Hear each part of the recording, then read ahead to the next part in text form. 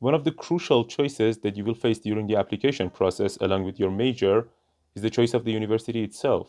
Ranking websites are a great tool that can help you determine what university will you be attending to. Here, I'll show you a few of them and teach you how you can use them to your advantage. Among all the ranking websites that are available, there are three that are comprehensive and more helpful. They include QS Rankings, also known as Top Universities Rankings, Times Higher Education, and US News. Here I'll be explaining for what each of them can be used and how you can avoid some misleading parts. So first, I'm gonna start, let me put this away first. First, I'm gonna start by showing you how does the QS ranking work, and then I'll be moving on to Times Higher Education, and at last the US News. You can just start by searching QS ranking, and it doesn't go to the main page. It doesn't go to the main page of the website. It just goes directly into the ranking page. So I'm just gonna. You can just use the ranking page from here, but I'm gonna go to the main page and start from there. By the way, this is, in my opinion, this is the best website out of these three for most use cases. And if you just don't feel like going through the rest of it, you can just use this, but with a little bit of caution. You know, it's accurate 90% of the time, but 10% of the time it can be off, and it's not off because it has been calculated wrong. It's off because all of these metrics have been chosen among a ton of other metrics, so uh, they have their upsides and downsides, but here is mostly mm, fine. You can count on it. So here we have two of the most important rankings that the website has is the QS University, uh, QS World University ranking, and QS World University ranking by subject, which I'm gonna open a new tab for both of them. And then there's QS Business Masters ranking, Global MBA ranking, Graduate Employability ranking, which you can use, which they go by the same logic as the other two. You can use them by your preference. USA ranking, regions ranking. So let me first go to the university ranking. This is meant to give you a full page of where each university stands in the world, uh, and it's generally an indication of where university stands in the topics that it teaches and the research, and it's a broad metric of universities standing. But be wary of choosing your university by this metric, because I'll tell you why later. So here we have MIT, Oxford, Stanford, Cambridge, Harvard, Caltech, Imperial College, ETH, and then you can choose from here. Obviously, you can choose the first 100 university or whatever. From here, you can choose a name. You can even put part of the name. For example, I just write Penn here. It's stuff. So you can see it brought University of Pennsylvania, Pennsylvania State University, whichever university you want. You can choose by region, which is basically continent, Europe, North America. You can choose by country, whatever country you're planning on going to, or your own country. And then there's ranking indicator. Here, if it loads, it tells you the details of the scores, which metrics have been taken into consideration, and what is the university's standing in each metric. For example, here you have international students ratio, international faculty ratio, faculty student ratio, citation per faculty, academic reputation, employer reputation. For example, if you want to go to grad school, you should take academic reputation more seriously than employer reputation. But if you are looking to get a job in the market, obviously employer reputation matters more. So you can see that and you can rank by this. For example, if you click on international faculty ratio,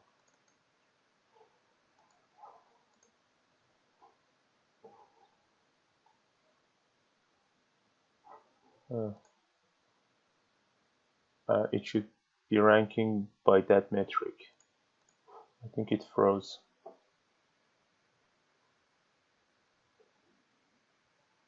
Yeah, it froze. But if you click on every metric, it ranks the universities by that. Yeah, it ranks the university by those metrics. So, for example, Yale has a really low citation per faculty in comparison to Caltech, but they have the same faculty-student ratio. For example, Vanderbilt has a perfect faculty-student ratio, but it has a really low academic reputation compared to Caltech or Yale. And you can do this with other metrics as well. But the more important ranking, which you actually should choose from this ranking, whatever university you're trying to go into, is the ranking by subject, which ranks by arts and humanities, engineering and technology, life sciences and medicine, and natural sciences. Also social sciences and management. Yeah, that's it. So, for example, let's say you want to, here I'm going to tell you why you shouldn't choose the first one.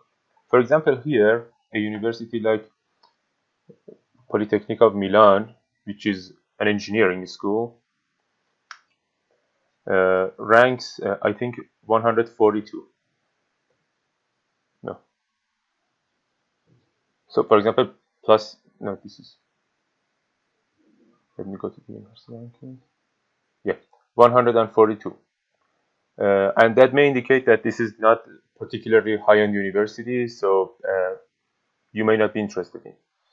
But if you go to engineering and technology, which is the university is basically only engineering, and you search Politecnico di Milano, it's 20, and it is of high standing. Actually, this is accurate. The university is one of the best in engineering in the world. Or, for example, if you type Bocconi University, which is also in Italy,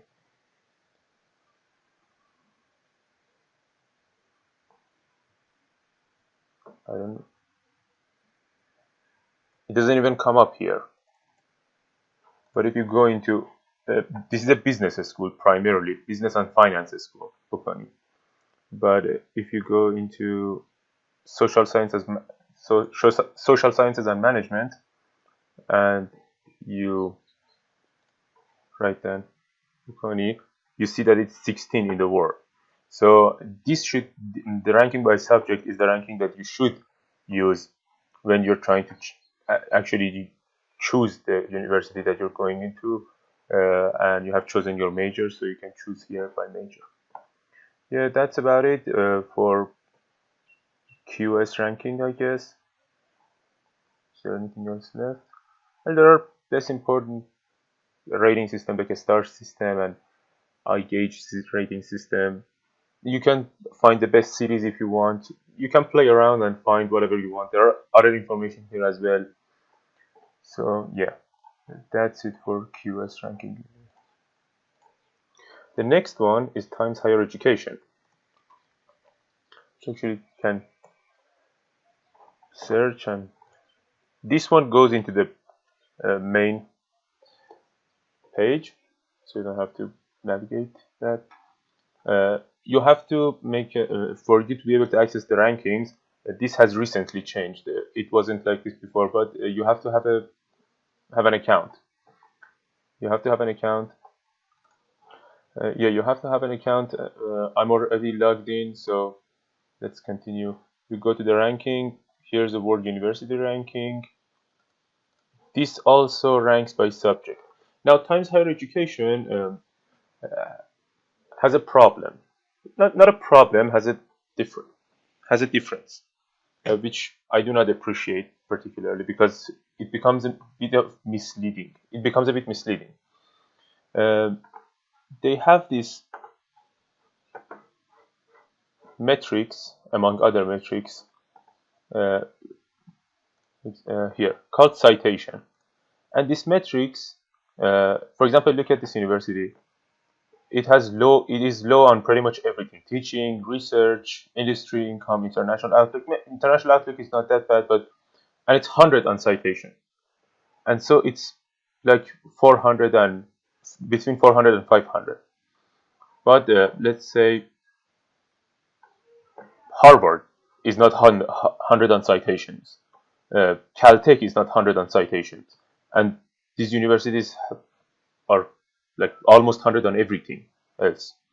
So this metrics, I don't quite. There's a definition of it, but I don't know how can Harvard be lower than a university in some other country. But this actually changes the results to a great degree, not for high-end universities, but for like universities in the rank 200, 300, 400 or so, and it becomes misleading. For example, I know universities that are not good personally, and they have no standing in the country, and I know that universities that everybody wants to get into, and because of this metric, in this ranking, the other university ranks higher.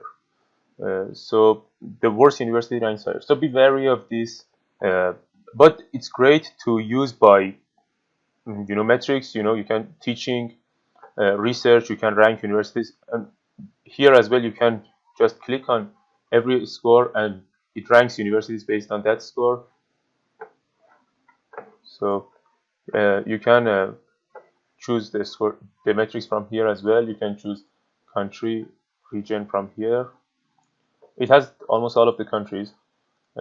You can choose by subject here. You can choose whichever subject you want to go to. For example, let's choose computer science, and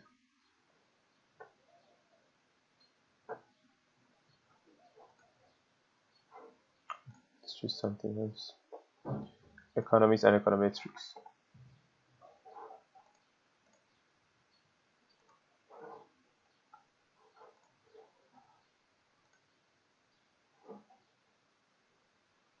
I don't know why it isn't changing. Why this isn't changing? But yeah, that's available as well. And here is actually primarily and solely focused. This page is on subject. For example, let me choose computer science.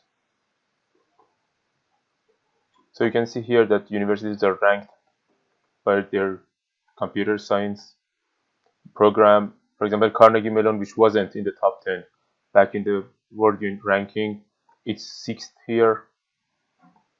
So yeah, you can use the scores, you can use the countries as well, all of the things that were available to you before. Yeah, that's about it. Feel free to play around, and Japan's universities ranking, China subject ratings, impact ranking, and there are explanation of all of this. You can find useful information here. And the third is US News. The US News, it's less accurate than the other two, but it's really descriptive of the American universities, primarily colleges. It's actually focused on that more, and then it's focused on international universities and universities of the world. You can just, as I did, US News ranking, Google US News ranking, and just come to this page. In here, you can use grad school, MBA, other majors as well.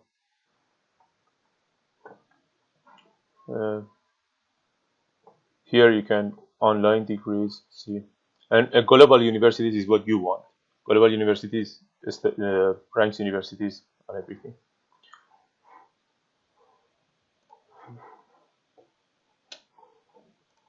We close this. You can choose your subjects here. You can choose the city, the country, the region, the school name here. For example, Harvard is first, MIT is second, Stanford. And by the way, I forgot to mention this. In all of these websites, you can click on the universities, and there are explanations. Some show you the major that the university offers. some talks a bit about history of the university. What is the university is known for? What is the university known for? No, is known for. What is the university is known for? Uh, so, for example, here we have it's Harvard, and they're first in biology, and they're second in art and humanities. It has it it has a breakdown of all the subjects that you need to in order to apply to any university. So yeah, I would recommend using primarily QS. And if you couldn't determine your decision, go into Times Higher Education and look at the scores independently of each other. I don't recommend the overall score in Times Higher Education or the overall ranking, but the breakdown of the scores can be really helpful. You can, and the US News, use it primarily for Northern American universities. It's great for colleges if you're applying to any college. Uh, so yeah, I hope this video was helpful to you, and good luck.